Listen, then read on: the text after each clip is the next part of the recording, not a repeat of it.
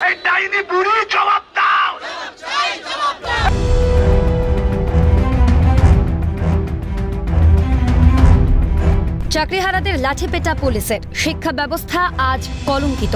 এই লজ্জা কার? কার নির্দেশে মারছে পুলিশ?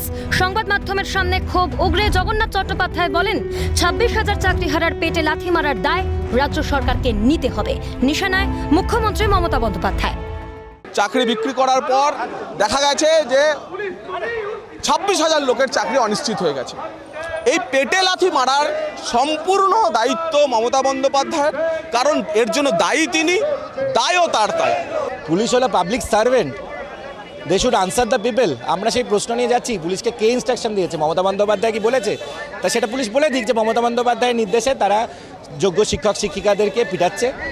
পুলিশ নিগ্রহের প্রতিবাদে বৃহস্পতিবার বিকেলে বিধাননগর পুলিশ কমিশনারেট চলো কর্মসূচির ডাক দেওয়া হয় বিজেপি যুব মোর্চার তরফে। প্রতীকী ক্লাসরুম ও হাতে প্ল্যাকার্ড নিয়ে এদিন পথে নামে বিজেপি যুব মোর্চার নেতা কর্মীরা। করুণাময়ী বাসস্ট্যান্ড থেকে শুরু হয় মিছিল। পা মেলান বিজেপির রাজ্য সাধারণ সম্পাদক জগন্নাথ চট্টোপাধ্যায়, বিজেপি যুব মোর্চার রাজ্য সভাপতি ইন্দ্রনীল খাঁ সহ একাধিক নেতৃত্ব। যে টায়ার জ্বালিয়ে বিক্ষোভ চলছিল, সেই টায়ার কিন্তু তারা জল দিয়ে নেভাতে যান এবং তারপরেই কার্যত পুলিশের সঙ্গে একটা ধস্তাধস্তি পরিবেশ পরিস্থিতি তৈরি হয়। আমি প্রথম থেকেই বলছিলাম, এই কর্মসূচি কোনো রকমভাবে পুলিশের সঙ্গে বাগবিতণ্ডায় জড়ানো বা পুলিশের সঙ্গে কোনো রকম কোনো ধস্তাধস্তির কোনো কর্মসূচি ছিল না, একটি ডেপুটেশন। বিধাননগর পুলিশ কমিশনারেটের সামনে মিছিল পৌঁছতেই ব্যারিকেড দিয়ে আটকে দেয় পুলিশ। তবে পুলিশের সঙ্গে ঝামেলায় জড়াতে না চাওয়ায় কমিশনারেটের অফিসের সামনে মাটিতে বসে বিক্ষোভ দেখাতে থাকেন বিজেপির কার্যকর্তারা। টায়ার জ্বালিয়ে চলে বিক্ষোভ, মুহুর্মুহু ওঠে স্লোগান। লাঠিচার্জের ঘটনার প্রতিবাদে আজকে বিজেপি যুব মোর্চার পক্ষ থেকে বিধাননগর পুলিশ কমিশনারেটের অফিস অভিযানের ডাক দেওয়া হয়েছিল। ইতিমধ্যে বিজেপির যারা নেতৃত্বরা রয়েছেন যুব মোর্চার তারা এবং বিজেপি যুব মোর্চার কর্মী সমর্থকরা বিধাননগর পুলিশ কমিশনারেটের অফিসের সামনে ধর্ণা দেন এবং টায়ার জ্বালিয়ে চলে প্রতিবাদ। টায়ার নেভাতে গেলে পুলিশের সঙ্গে বিজেপি কর্মীদের বাঁধে ধস্তাধস্তি। তবে আলোচনার মাধ্যমে সমাধানের কথা বলা হয় পুলিশের তরফে। অবশেষে ডেপুটেশন জমা দেওয়া হয় পুলিশ কমিশনারের দপ্তরে।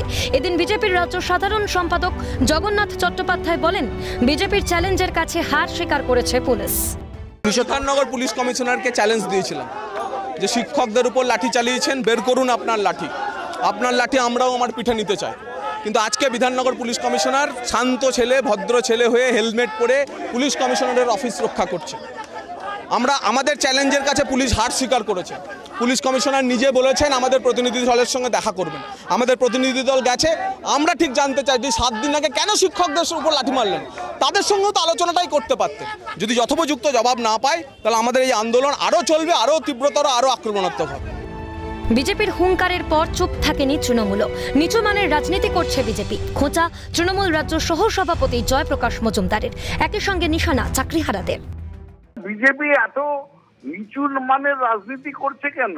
কি বদমাইশিটা করেছিল এই চাকরিহারা বলে? নিজেদের কি অত্যাচার করেছিল? গর্ভবতী মহিলাদের উপর অত্যাচার চালিয়েছে। এদের লজ্জা নেই? চাকরিহারাদের উপর পুলিশি লাঠিচার্জের ঘটনায় উত্তাল রাজ্য রাজনীতি। বাংলা জুড়ে নিন্দার ঝড়। ক্যামেরায় নিখিল দাস ও গোপাল সেনের সঙ্গে প্রীতিশ বন্দ্যোপাধ্যায় এবং রেশমী দাসের রিপোর্ট, ক্যালকাটা নিউজ।